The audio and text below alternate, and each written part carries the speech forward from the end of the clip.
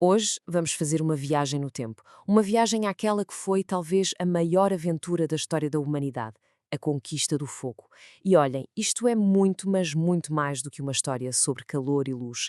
É sobre a faísca que, literalmente, mudou tudo. Parem e pensem nisto por um segundo. E se fosse possível dominar a força mais poderosa e, vá lá, assustadora da natureza? Parece algo saído de um filme, não é? Mas foi precisamente este o desafio que os nossos antepassados enfrentaram. E a história de como o conseguiram é simplesmente incrível. Ok, então, primeiro de tudo, é preciso perceber isto. Antes de ser nosso aliado, o fogo era um terror, uma força selvagem, imprevisível, que devorava tudo o que encontrava e estava completamente fora do nosso controle. Para os primeiros humanos, um incêndio numa floresta era um espetáculo de puro terror. Eles viam-no à distância, sentiam aquele poder imenso de algo que nem sequer conseguiam compreender. Mas, sabem, no meio de todo aquele medo havia também uma pontinha de fascínio, de curiosidade. Eles olhavam para aquela força e de certeza pensavam: e se. E de onde é que vinha este fogo? Bem, aparecia do nada, sem aviso. Um raio que atingiu uma árvore seca, a lava a escorrer de um vulcão, ou até o calor extremo do sol a incendiar a vegetação. Nós éramos apenas espectadores. Mas, depois da destruição, às vezes surgiam oportunidades. Os animais fugiam, assustados, e tornavam-se presas mais fáceis. E o mais importante, ficavam para trás pequenas brasas. E foi aí que começou a nascer uma ideia revolucionária. E é aqui que a história dá uma volta gigante. A primeira grande vitória da humanidade não foi criar fogo, não, foi algo ainda mais básico, mas que exigiu imensa coragem. Aproximar-se, capturar uma brasa de um desses incêndios e depois descobrir como a manter acesa. Isto muda completamente a forma de pensar, certo? De repente, o desafio já não era fugir do fogo. O desafio passou a ser proteger e alimentar aquela pequena chama. Conseguir levar uma brasa para a segurança de uma gruta. Bem, esse foi o primeiro passo para transformar um monstro num aliado. Claro que isto não era uma tarefa para uma pessoa só. De maneira nenhuma. Manter o fogo aceso obrigou os primeiros humanos a trabalhar em equipa. Era preciso criar turnos para vigiar a fogueira dia e noite, ir buscar lenha seca constantemente, protegê-la do vento, da chuva. Foi, no fundo, o primeiro grande projeto comunitário da nossa história. Então, capturar o fogo já foi um passo de gigante. Mas a verdadeira revolução, o momento que mudou as regras do jogo para sempre, foi quando descobrimos como criar o fogo. A partir daí, deixámos de depender da sorte. Mas como é que se faz fogo do nada? Com pura genialidade. Basicamente, foram desenvolvidas duas técnicas principais. A primeira, a fricção. Consistia em rodar um pau de madeira sobre o outro com muita velocidade e pressão, até o calor ser tão, mas tão intenso, que criava uma pequena brasa. A segunda era a percussão. Era preciso encontrar as pedras certas, como quartos, por exemplo, e batê-las uma na outra no ângulo perfeito para soltar uma faísca. Nos dois casos, era preciso muita paciência, muita técnica e uma boa isca, um montinho de erva seca ou fungos, para apanhar essa brasa ou faísca e, com um sopro, transformá-la numa chama. É preciso parar para pensar no que isto realmente significa. O fogo deixou de ser um acidente da natureza, um golpe de sorte. Passou a ser uma tecnologia, algo que se podia criar sempre que fosse preciso. Foi um momento em que a humanidade ganhou um poder sobre o mundo à sua volta, como nunca antes tinha tido.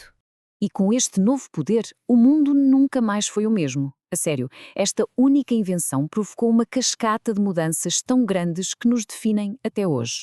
A primeira grande revolução aconteceu logo, na comida, a culinária. Cozinhar não tinha a ver com o sabor ser melhor, ou não só. Tinha a ver com sobrevivência e com a nossa própria evolução. Foi, se quisermos, a primeira vez que aplicámos química na prática. E a diferença era brutal. Cozinhar os alimentos quebra as fibras, mata parasitas e bactérias perigosas, mas o mais importante é que torna os nutrientes muito mais fáceis de absorver pelo nosso corpo. Qual foi o resultado? Mais calorias, mais energia, com muito menos esforço para a digestão. E essa energia extra, para onde é que foi? Bem, foi direta para o nosso cérebro. Foi o combustível que permitiu que ele crescesse de forma espetacular ao longo de milhares de anos. Depois, a segurança. Antes do fogo, a noite era o território dos predadores. Era um período de puro medo. O fogo basicamente reescreveu as regras do jogo. Uma fogueira criava um círculo de luz e calor que funcionava como um escudo. E pela primeira vez na nossa história, os humanos podiam sentir-se seguros na escuridão. O fogo também se tornou uma ferramenta de fabrico, uma tecnologia. Os nossos antepassados descobriram que se passassem as pontas das suas lanças de madeira pelo fogo, a madeira ficava muito mais dura, mais afiada e resistente.